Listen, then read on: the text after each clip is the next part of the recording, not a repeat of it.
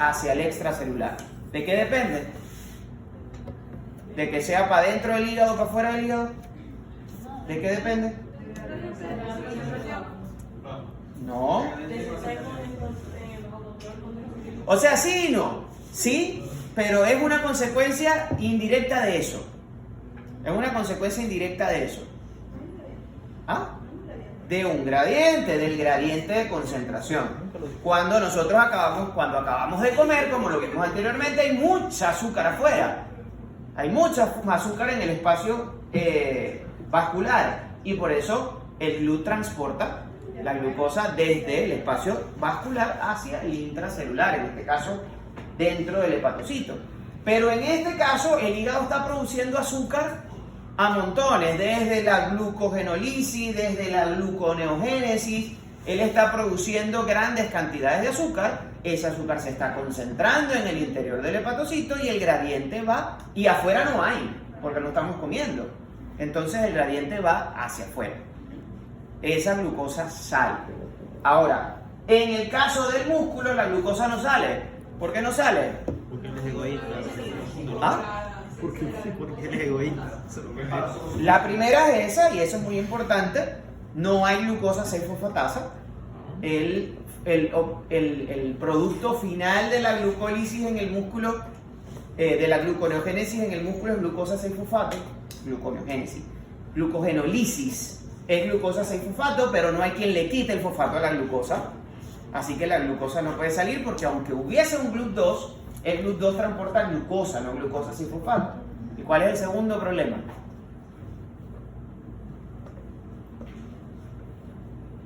Eso está muy bien, pero ¿cuál es el segundo problema?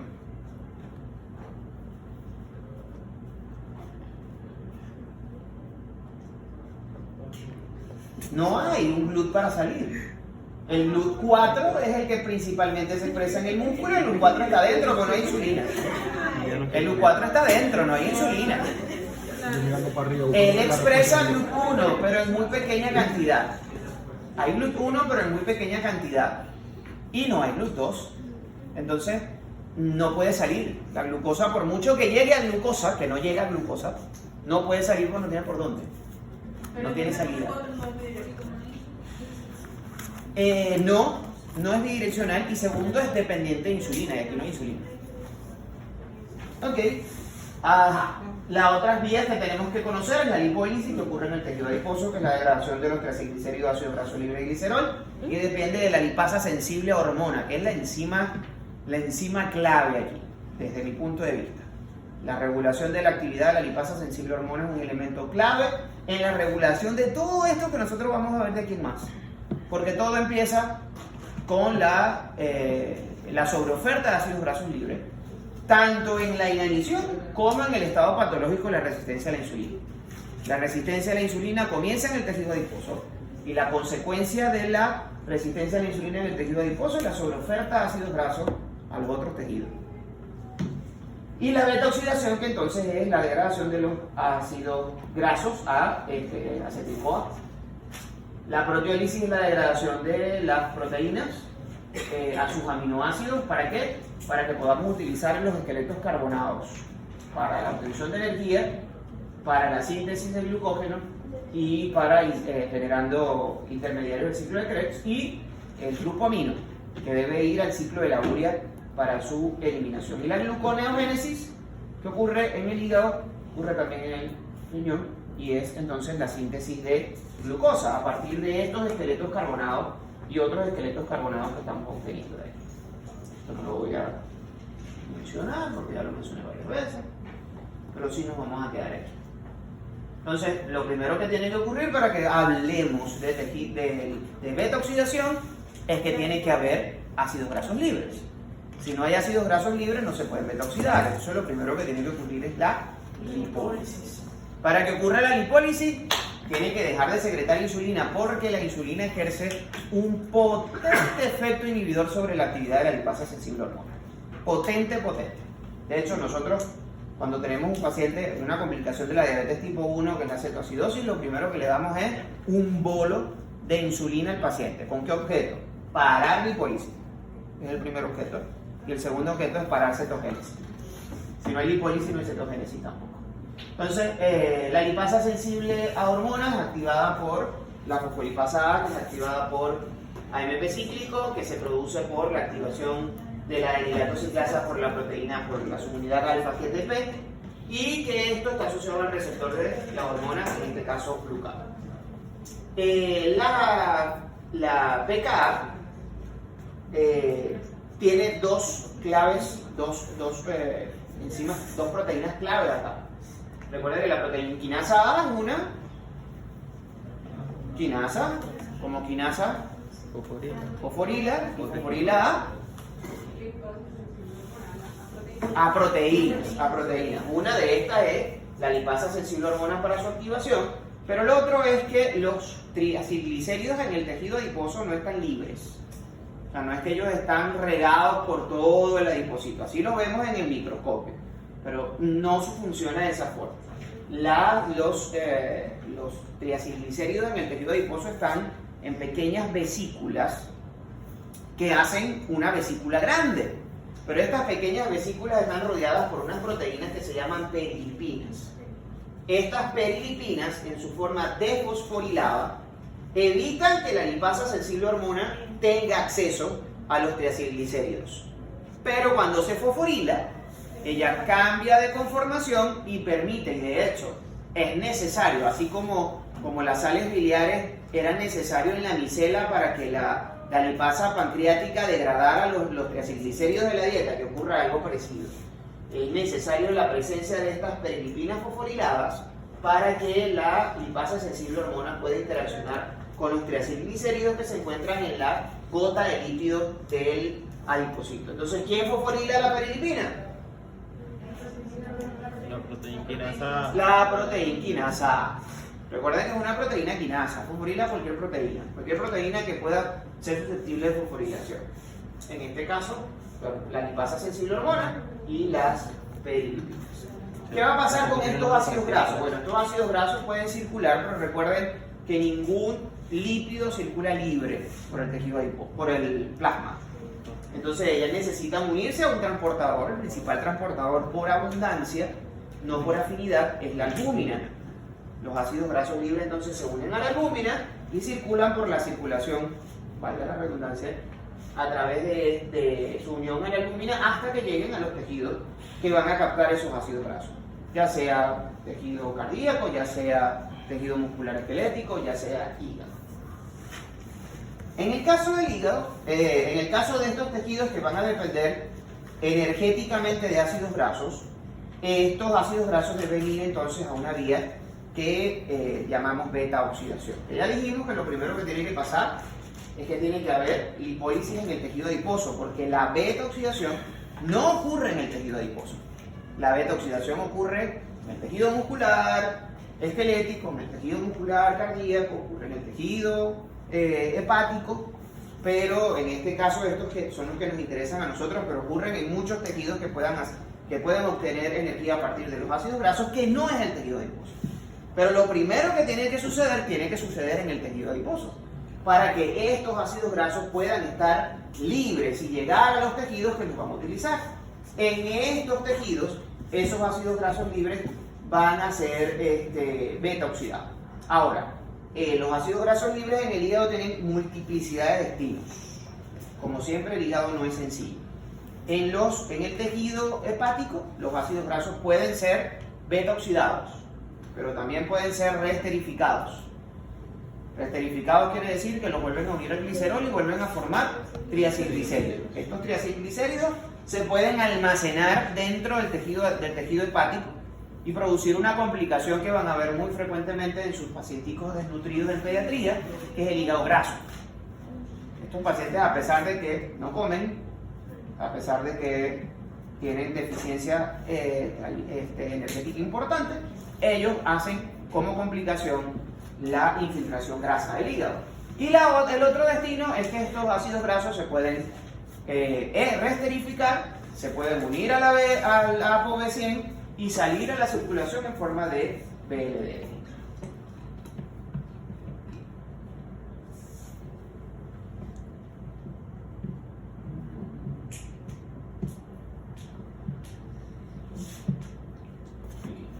explicar esto ahorita, después explicamos esto.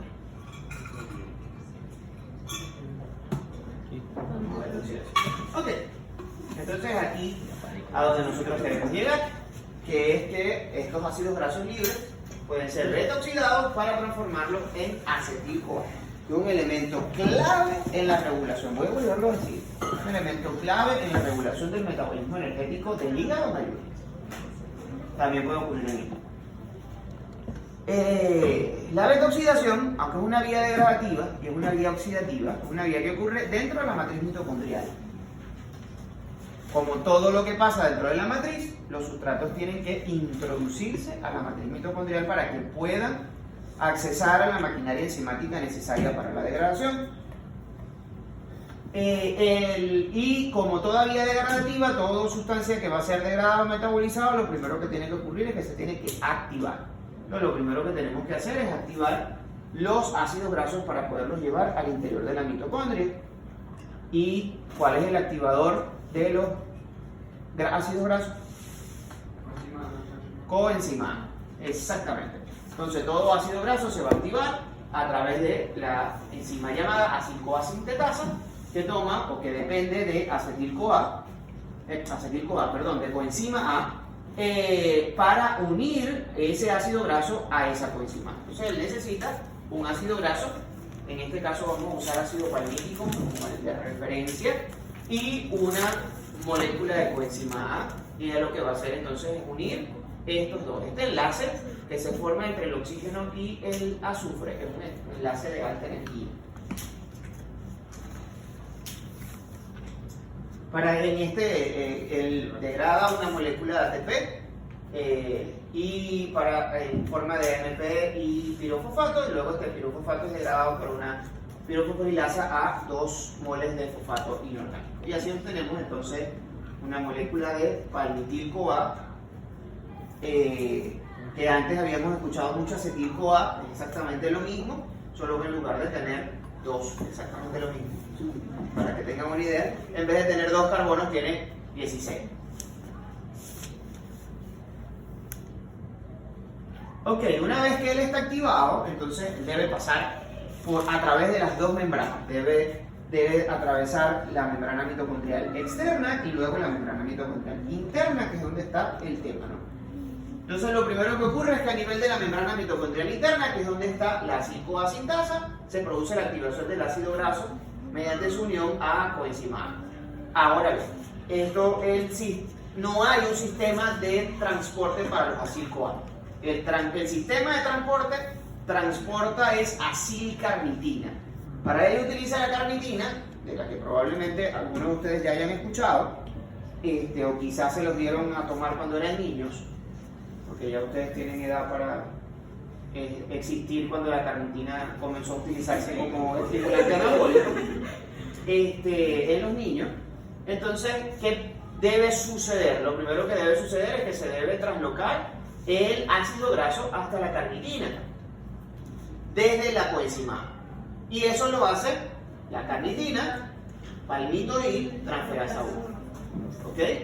Él va a tomar el ácido palmítico, en este caso, y lo va a transferir desde el acetil-CoA hasta la carnitina y queda CoA libre.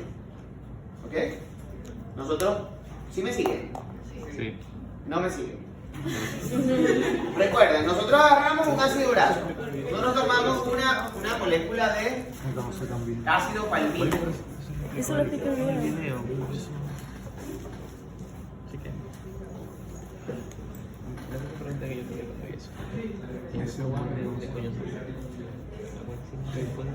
Es una molécula de ácido palmítico. Recuerden que el acetil-CoA tiene al final un grupo SH, ¿ok? Y lo demás es el resto de la coenzima A, ¿ok? La célula toma este hidrógeno de acá, toma este OH de acá, saca estos dos y forma una molécula de agua.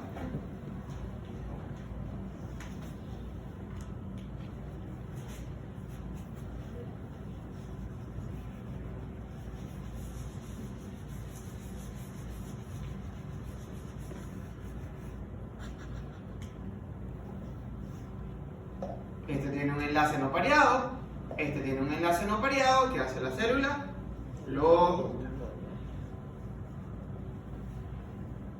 Y tenemos entonces, en este caso, palmitil-CoA. Nosotros lo habíamos visto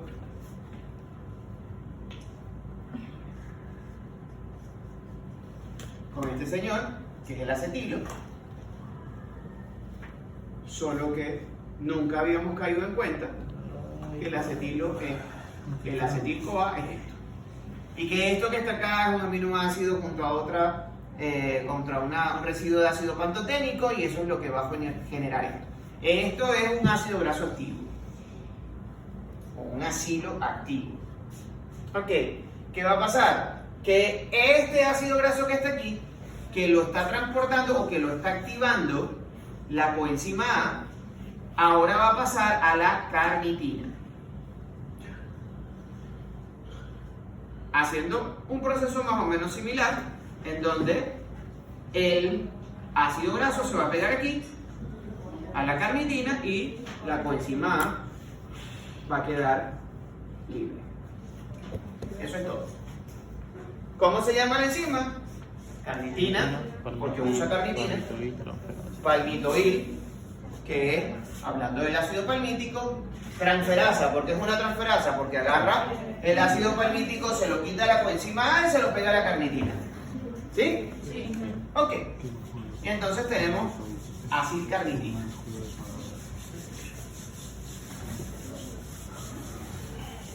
Para atravesar la membrana mitocondrial interna, esta acilcarnitina tiene un transportador. Recuerden que todo lo que va a atravesar la membrana mitocondrial interna tiene que tener un transportador específico. Si no, no puede pasar.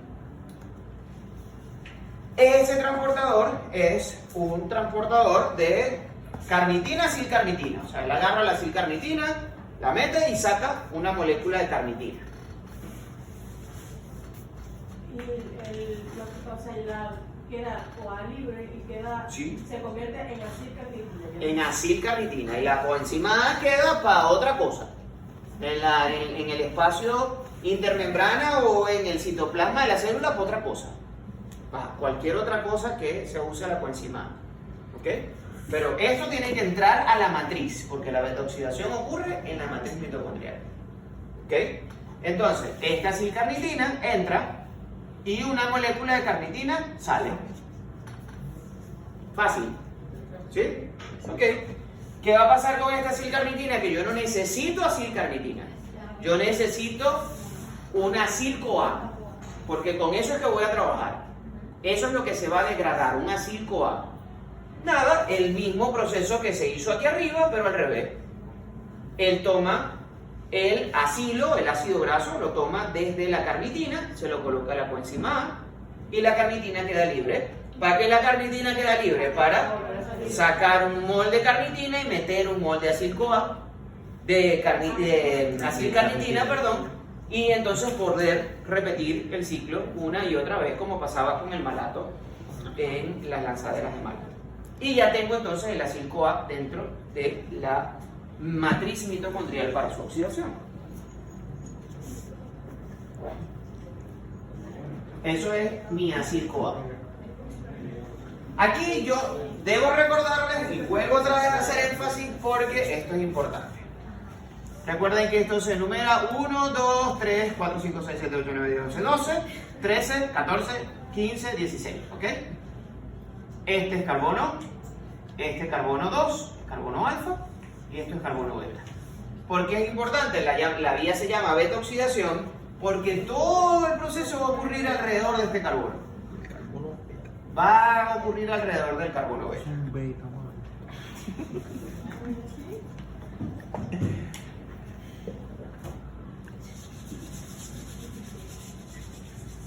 No sé qué significa eso, pero si te sirve para recordarlo, buenísimo. Entonces, aquí, a diferencia de lo que ocurre en la síntesis, no tenemos una proteína transportadora, no tenemos un complejo multienzimático, no hay un residuo de panteteína y un residuo de cisteína para que uno cambie para otro. No, eso está libre y son una serie de enzimas que van a ir actuando progresivamente sobre ese acil-CoA hasta convertirlo en una molécula de acetil-CoA y una molécula de ácido graso, 2 carbonos más pequeños. Entonces, lo primero que ocurre es que hay una reacción de óxido-reducción en donde yo voy a sacar, o la enzima va a sacar 2 equivalentes reductores que están alrededor del enlace beta para pasarlos, en este caso, al FAD. Y se van a sacar estos 2 equivalentes reductores. Al sacar los 2 hidrógenos, entonces los enlaces se reorganizan para formar un doble enlace. ¿Ok? Y tenemos aquí, ¿qué tenemos? Tenemos un acil-CoA, que tiene un doble enlace entre el carbono alfa y el carbono beta. Alfa, beta insaturado. Un acil-CoA, alfa, beta insaturado. Ahora, lo siguiente que hace, o el siguiente paso, es sacar una molécula de agua acá.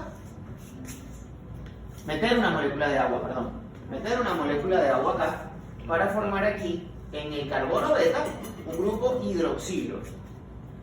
Pero al meter una molécula de agua, yo voy a meter el hidroxilo aquí y voy a meter entonces el otro hidrógeno acá para poder disolver este doble enlace. ¿Y qué me va a quedar? Me va a quedar un beta hidroxiacil-CoA. ¿Por qué beta hidroxi? Porque hay un grupo hidroxilo en el carbono alfa beta. En el carbono beta hay un grupo hidroxilo hidroxi beta acil-CoA.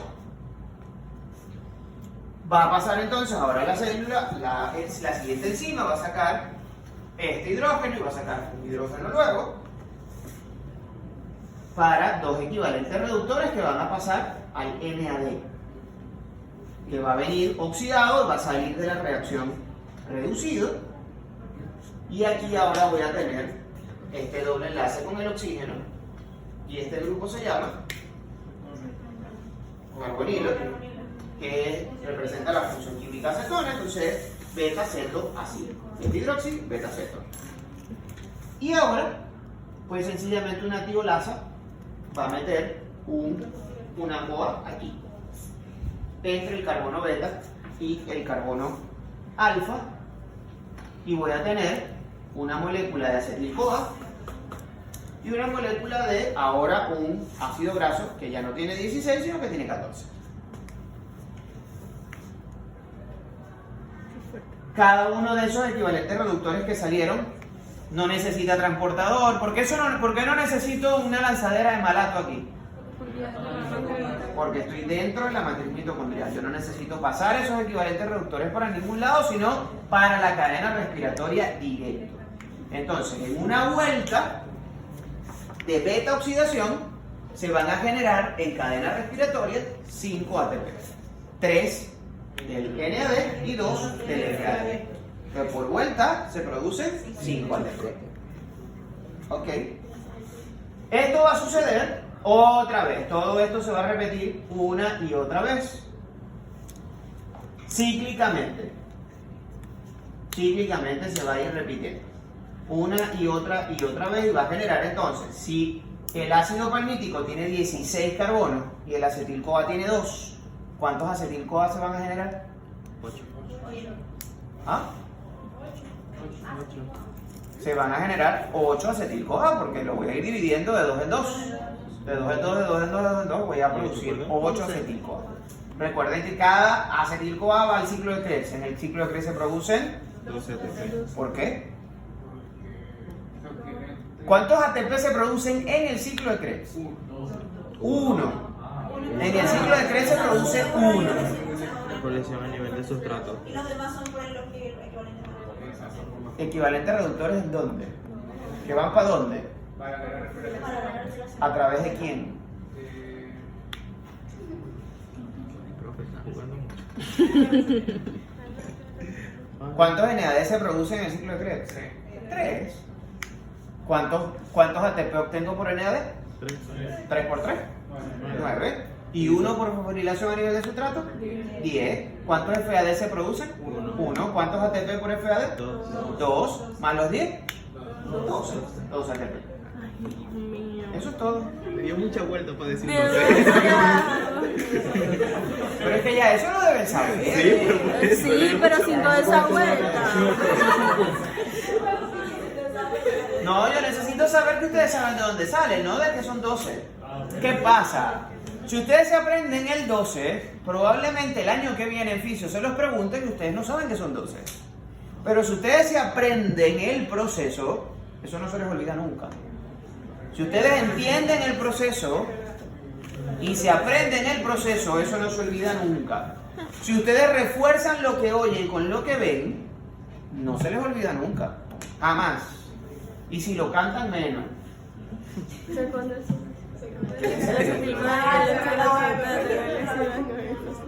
Si se aprenden, yo creo que todos aquí se saben al menos una canción completa, ¿sí o no? Sí. ¿Cuántas páginas tiene una canción? No sé. A veces una página, un poco más. Hay unas canciones muy largas. ¿Cuántos se saben de memoria la página de un libro? Yo sí. Pero la mayoría de nosotros no. La mayoría de nosotros no. ¿Cuántas veces ustedes se han aprendido una canción de manera accidental? O sea, sencillamente la escucharon tanto que ya se la saben. ¿Cuántos se han aprendido un párrafo de manera accidental, involuntaria? Yo me sé una película completa. Pero porque la has visto 1500 veces. ¿Cuántos versículos de la Biblia te saben? Yo también, me tomó 2 días. 10 mi vida. Ok, el asunto es que si esto se va a llevar completo a CO2 y agua, esto va a generar 8 acetil-CoA, Ojalá si fuera con el que cada acetil-CoA va a producir 12 moles de ATP. Como hay 8 acetil-CoA, son 96 ATP, ¿ok? Pero por vuelta de ciclo de Krebs, por vuelta de beta-oxidación, se generan 5 ATP, 3 del NAD, 2 del FAD. Ahora, ¿cuántas vueltas da esto? 7. ¿Por qué 7? Porque en la última vuelta ya se lo está dividiendo en 2. Muy bien, ¿todo el mundo lo tiene claro? Eso lo explicó. Es pregunta de examen fijo. Yo les voy a poner un ácido graso, cualquiera. ¿De cuánto Se lo voy a carbono? poner saturado, Profe. para que no tengan tanto rollo. Si el ácido graso tiene carbonos impares, pues es 15. Como que voy a poner un ácido graso. Y yo voy a tener que hacer algo de eso. Pero por eso, o sea, porque Y No, si pues yo ya les sé. pregunto, yo les doy un ácido graso de, qué sé yo, 20 carbonos. chévere. Y yo les digo, calcule el rendimiento energético de la oxidación de ese ácido graso hasta CO2 y agua. Ustedes tienen que hacer todo este proceso que ¿Me lo no vas a van a explicar? hacer. Si obtienen tantos acetil-CoA, porque hay tantos carbonos y tengo tantos acetil-CoA por eso. Por acetil-CoA obtengo tantos ATP porque tantos se producen aquí, tantos se producen aquí, tantos se producen aquí, como yo lo acabo de explicar igualito. Y se producen tantas vueltas de beta-oxidación. Un ácido graso de 10 carbonos, ¿ok? Cuando yo le doy una vuelta de beta-oxidación queda con 8. Cuando yo doy la segunda vuelta de beta-oxidación queda con 6. Cuando yo doy la tercera vuelta de beta-oxidación se queda con 4. Y cuando yo doy esta otra vuelta de beta-oxidación, ¿qué me quedan? Ya. Me quedan 2 acetil-CoA, no me quedan 2 carbonos. Quedan 2 acetil. Me quedan 2 acetil-CoA. El acetil-CoA es 2 carbonos. Lo borré. O sea, porque en la última vuelta ya se están produciendo 2 y los otros 2 ya van a quedar. O sea, si yo tengo esto, O sea, pague 1, lleve 2. Ah, Eso es como ok. pague 1, lleve 2. 2 por 1.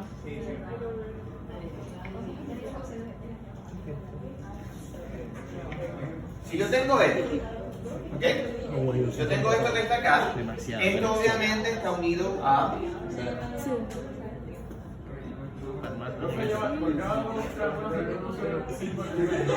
¿Ah? Por cada vuelta de beta-oxidación se producen 5 ATP, 3 del NAD y 2 del FAD. Obviamente no en la beta-oxidación, en la cadena respiratoria. ¿Ok? Pero yo tengo esto. Esto se llama propilil-CoA. Es un ácido graso de 4 carbonos. ¿Ok? Aquí comienza el proceso. Primero se genera un doble enlace. Después de generarse el doble enlace, se mete un hidroxilio.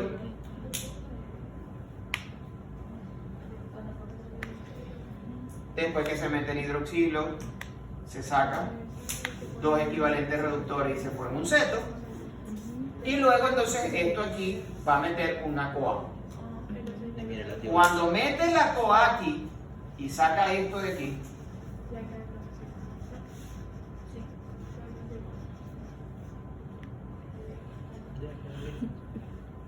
¿qué tengo? Dos acetil-CoA. Dos Para que acetil-CoA. uno lleve dos. Ya está. Ah, ok, ok. Ya no hay más nada que hacer. Ya yo tengo dos acetil-CoA. ¿Sí? Sí, sí. Sí. ¿Sí? ¿Sí? Atrás. ¿Sí lo entienden? Primera vuelta. Dos acetil-CoA. Yo tengo 4. Recuerda que el acetil-CoA tiene 2 carbonos. ¿Cierto? Si yo tengo un compuesto de 4 carbonos, cuando yo separo este compuesto de 4 carbonos, ¿qué me va a generar? 2 compuestos de 2 carbonos. Y esos 2 compuestos de 2 carbonos, cada uno se llama acetil-CoA. Ajá, y el resto de los carbonos del Ya se fueron degradando, se fueron quitando en una vuelta, En cada en una vuelta segunda van vuelta, perdiendo dos, en una dos, tercera dos, vuelta, hasta que en la una última cuarta quede. vuelta. Pero por ejemplo, yo tengo un ácido graso de 10 carbonos. Ese ácido graso produce 5 acetil-CoA. ¿Sí? Pero no da 4 vueltas en la beta oxidación. ¿Por qué da 4? Porque en la cuarta vuelta, o sea, yo hago, fíjate, 1, 2, 3, 4, 6, 7, 8, 9, 10. Yo di una primera vuelta y saqué un acetil-CoA y me quedó un compuesto de 8 carbonos. Yo doy una segunda vuelta, saco otro acetil-CoA y me quedó un compuesto de 6. Yo doy una tercera vuelta, saco un acetil-CoA y me queda un compuesto de 4. ¿Sí? Y en la cuarta vuelta me quedan 2 acetil-CoA. Ese acetil-CoA va a ciclo de Krebs. Ese acetil-CoA no va a ir a otra vuelta de beta-oxidación porque no puede. No se puede beta-oxidar más. ¿Sí? Entonces siempre es... Nada, hago una fórmula, por favor, es algo muy mío. No creo, yo nunca lo he visto en ningún libro. Pero es el número de acetil-CoA menos 1. No me lo vayan a poner en la hoja. ¿Cómo así? El número de acetil-CoA menos 1. O sea, si te produce Ese es el número de vueltas. 10 acetil-CoA. O sea, si yo tengo 18 carbonos, esto me va a producir 9 acetil-CoA. Ajá. Pero va a dar menos una vuelta. Solo va a dar 8 vueltas. Ah, ok. Si lo ponen así, se lo pongo malo. Ay, qué injusto. Pero si usted nos está dando el tip. O sea, el tip es para que te lo aprendas rápido, pero en el examen no cuenta. Profe, ¿cómo así si yo me aprendí su cédula? Bueno, poner la cédula varias veces a ver cuánto vas a sacar. Le ponemos la cédula en todas las respuestas. 16.400.000. Queden los impares y los insaturados, pero vamos a dejarlos de ese tamaño. Entonces, estos acetil-CoA de la beta-oxidación pueden ir a la síntesis de cuerpos cetónicos. Así más o menos pueden sacar la cuenta. 131 ATP. O ¿Cómo lo sigue otro ese pueden contrato de dividir, pueden hacer un Bueno. cuadrito. Ustedes pueden, lo otro que pueden hacer es un cuadro.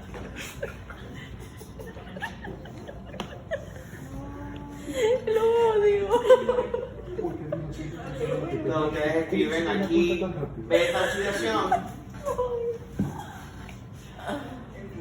Aquí escriben NAD, H más H y FADH2.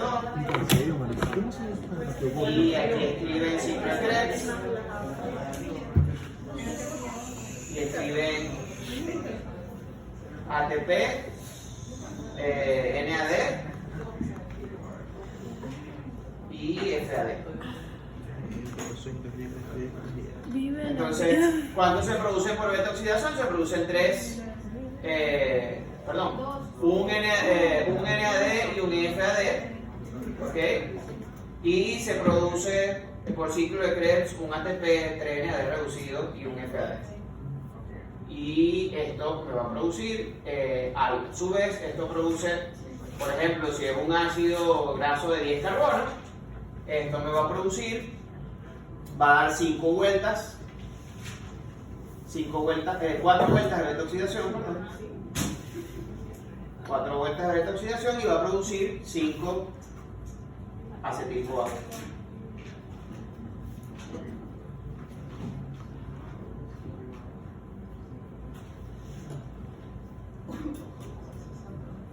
Y esto va a producir 3 ATP, esto va a producir 2 ATP, esto es un ATP, y esto va a producir 3 ATP, y esto va a producir 2 ATP.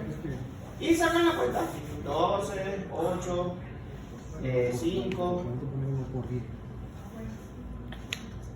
y 10. Y suman eso, y ya tienen la cantidad de ATP. Eso es otra forma de hacerlo. A ver. Siento que así se complica más. 1 por O sea, 4. que si hicieron con los así es válido. Sí, así es válido. Guay. Ahora recuerda que Ahí yo te voy a falta el 1 variar, por 10 del que cuello. yo te voy a variar el número de carbono. Pero es más fácil explicarlo así. ¿Ah? Ni 16. Ah. Y si me aprendo el 1, 2, 3, 4. O sea, O sea, eso puede Porque variar. verdaderamente. Mira, la citogénesis, ¿qué pasa con estos ácidos, estos acetil-CoA? Parte del destino en el hígado es la síntesis de